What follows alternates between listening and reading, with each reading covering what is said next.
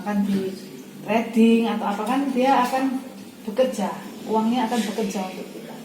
Nah disitulah maka dalam 20 tahun akan jadi 1 miliar. Bayangkan kalau kamu bisa nabungnya lebih, dan kamu mulai dari sekarang. Nanti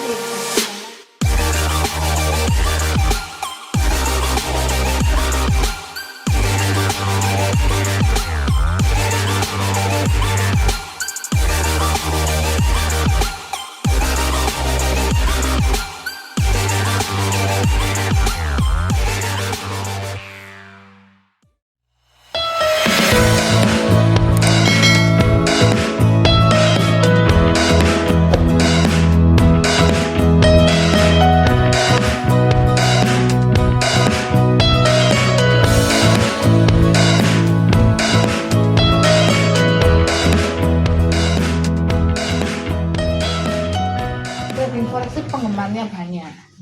Kamu tentunya nggak akan kehilangan pembeli, kamu nggak akan kesusahan cari pembeli. Beli dolar Amerika berarti harus ada uang Amerikanya. Semakin banyak itu menimbulkan pergerakan, paham ya? Menimbulkan pergerakan. Makanya kalau kalian lihat di chartnya trading itu ada gerak-gerak. Tugas kita sebagai seorang trader itu memanfaatkan peluang itu. Nah, jadi ini murni bisnis, tidak ada unsur perjudian sama sekali. Kembangkan di trading atau apa, kan dia akan bekerja, uangnya akan bekerja untuk kita. Nah disitulah maka dalam 20 tahun akan jadi 1 miliar. Bayangkan kalau kamu bisa nabungnya lebih, dan kamu mulai dari sekarang. Nanti 20 tahun lagi tabunganmu tuh nggak akan kena inflasi. Dikembangkan dengan cara yang benar. Jadi kaum milenial itu mempunyai masa yang lebih longgar untuk dia bisa menata hidupnya. Dan mulai dari sekarang belajar nomor 1 adalah belajar gimana mengembangkan ilmu. Bukan belajar gimana caranya mencari pekerjaan yang baik. Paham ya? Karena pekerjaan yang baik itu tidak menjamin kamu bisa berkembang keuangan. Orang meskipun digaji 100 juta, kalau dalam 1 bulan dia ngabisin uang 100 juta, kehidupannya mewah, maka itu bukan arti apa-apa. Tapi kamu meskipun digajimu cuma 5 juta, tapi kalau kamu setiap bulan bisa menyisihkan 1 juta saja. Jadi kemampuan dimana kita bisa menyisihkan uang, itulah yang paling penting untuk kita kembangkan. Nah, aku ingin mencetak anak muda yang sukses dalam trading forex, karena nanti kalianlah yang akan mengedukasi teman-temanmu lain dengan konsep berpikir yang benar. Karena banyak orang trading forex itu salah, mereka itu hanya kayak dibikin permainan aja untuk dapetin duit, paham ya? Jadi aku nih butuh uang, aku tak main forex. Jadi dia nggak punya pengertian yang benar atas dasar-dasar forex, sehingga ketika dia melakukan tuh fondasinya nggak kuat. Dia nggak ngerti, ketika dia nggak dapat untung itu dia meninggalkan. Padahal nggak kayak gitu. Orang bisnis memang bisa ada untungnya, bisa ada kerugiannya. Nah yang paling penting kita tahu bahwa kita ini trading, bisa ngalamin rugi. Kemudian gimana cara meminimalkan rugi, gimana ngelola dana kita supaya secara keseluruhan kita ini untung. Walaupun kita mengalami kerugian-kerugian, tetapi secara keseluruhan aku ini masih untung. Contohnya kayak Bu Yani kerja di sini, tidak seterusnya untung. Tapi secara global, Bu Yani kerja 12 tahun. Itu untung karena udah ngasilin rumah, ngasilin mobil, udah ngelunasin hutang segala macam. Walaupun dalam perjalanan selama 12 tahun itu tidak untung terus, nggak kayak gitu. Paham ya? Nah inilah bisnis. Jadi kalian mengelola bisnis kalian sendiri, perusahaan kalian sendiri. Perusahaan itu ada pasang surutnya. Kalau misalkan orang buka selama ini buka mungkin terkenal sekali, dia desainer suka pameran, nangis-nangis loh waktu ada corona. Padahal dia itu desainer terkenal, pakaiannya juga udah laku banyak, dipakai orang-orang top, dan pastinya dia udah dapat hasil banyak, udah kaya raya. Kemudian dia buka di setelah kejadian corona, dia langsung nggak ada orang mau beli baju. Ngapain, orang dekem di rumah semua kok, nggak ada yang mau jalan-jalan. Ngapain uang boros-boros, orang butuh uang semua, nggak bisa kerja. kok dibuat beli baju ngapain? Orang pasti belinya masker. Dia langsung melorot omsetnya. Tapi dia nggak buyar karena dia tahu bisnisku ini berpotensi, aku udah punya hasil. Aku hanya perlu mengganti pola yang aku sesuaikan dengan kondisi pasar. Jadi dia sekarang nggak, baju kain batiknya nggak dibikin baju tapi dibikin masker. Akhirnya laku lagi masker. Nah demikian juga kalian, itu namanya mengelola perusahaan. Jadi bukan purian. Orang Jawa bilang tuh puri, tahu puri, gondoan, medotan, motung, misalkan kayak gitu. Jadi trading yang dipikirkan untung, nggak ngerti dasarnya trading.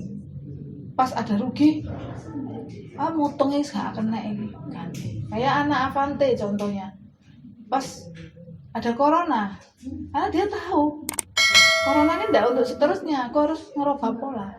Dia ganti pola, dia jalan. Walaupun keuntungannya tidak kayak kemarin, mungkin menyusut keuntungannya, tapi dia tetap ada kerjaan, tetap untung, nggak bangkrut, tetap happy, tetap bahagia. Nah, namanya orang mengelola pekerjaan kan seperti itu. Ya, jadi nanti kalianlah yang saya pilih untuk area-area daerah sini, mungkin nanti juga dibantu Bapak.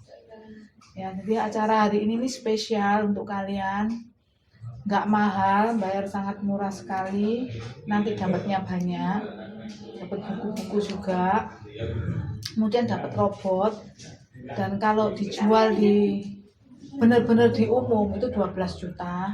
Kalau untuk kaum milenial itu 2,2 juta harganya. Nah di sini kalian udah bisa dapetin semua yang seharga mereka. Jadi di forex ini sangat luas. Apa yang perlu kalian pelajari untuk kalian menekuni dan siap untuk terjun ke istilahnya masyarakat? Kenapa kita ini harus jadi pahlawan-pahlawan? Terutama kalian tuh pahlawan yang muda. Karena selama ini forex ini sudah banyak disalahgunakan, forex ini sudah banyak dimelencengkan dari bisnis yang sesungguhnya. Jadi banyak penipu-penipu yang mengatasnamakan dia itu forex. Misalkan, ayo sini, kalau saya kelola dana kalian, masukkan di tempat saya.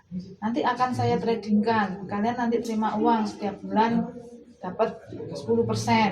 Orang kan store ke dia, tapi dia sebenarnya nggak trading. Nah, trading itu bukan seperti itu.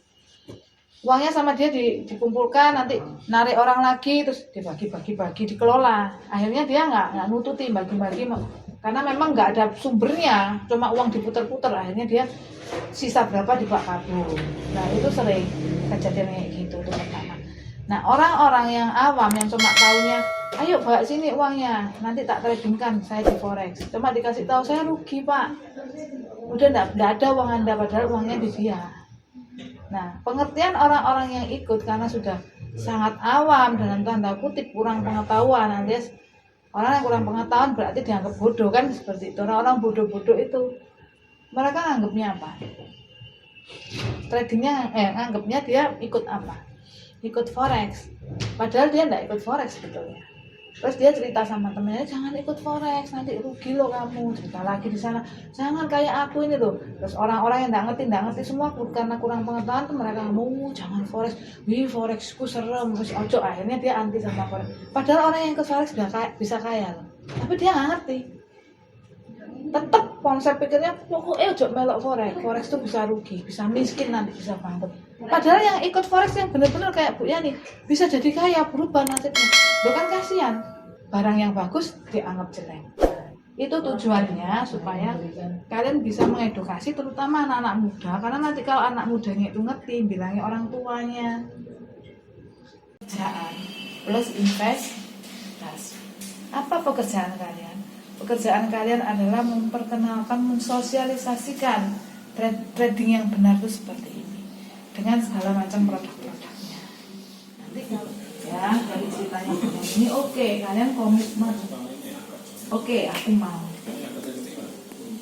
Aku nggak mau telat ya, mumpung aku masih muda. Ini adalah pekerjaan yang baik, yang cocok sama duniaku.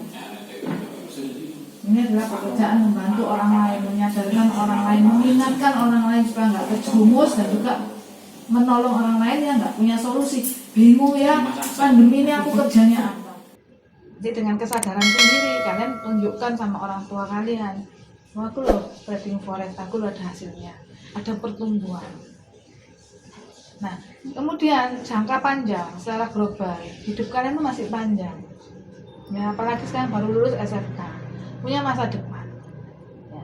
Jalur untuk pendidikan investasi tentunya jarang sekali diajarkan kepada kalian. Kalian sekolah juga kalian diajarin semua pendidikan-pendidikan yang formal, pendidikan-pendidikan gimana cara untuk supaya dapat kerja. Tapi kalian nggak pernah diajarkan gimana caranya untuk mengembangkan uang dan mendapatkan uang dan menjadi kaya. Itu perbedaannya. Sekolah formal sama kalian kerja jalanin hidup itu beda. Nah, karena ini masih panjang, kalian harus lihat buntutnya dulu. Hasilnya, jadi dimulai dari akhir. Hasil akhirnya nanti 20 tahun lagi kamu tuh jadi seperti apa?